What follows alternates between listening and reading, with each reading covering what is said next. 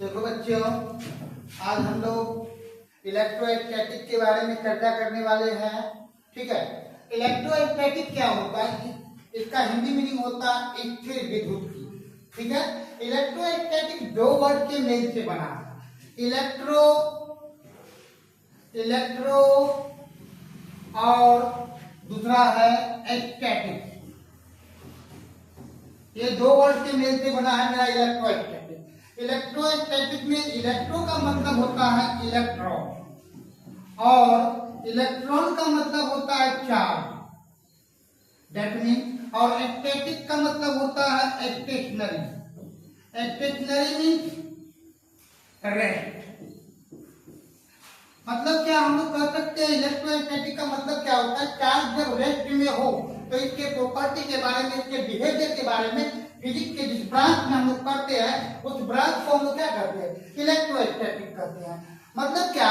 स्थिर विद्युत की हम लोग उसको कहते हैं स्थिर विद्युत की। मतलब कि आवेश जब विरामावस्था में हो, आवेश जब विरामावस्था में हो तो इसके बारे में फिजिक्स के जिस ब्रांच में हम लोग पढ़ते हैं उस ब्रांच को हम लोग क्या कहते हैं? स्थिर विद्युत की कहते हैं। इसके बाद अब एक प्रॉपर्टी है आपका, यहाँ एक टर्म आया आपको चार्ज। चार्ज का मतलब क्या होता है? चार्ज आप किसको कहिएगा? चार्ज मतलब आप कह सकते हैं कि electrostatic is the branch of science which deals about charge at rest. ठीक है, मतलब क्या? Electrostatic it is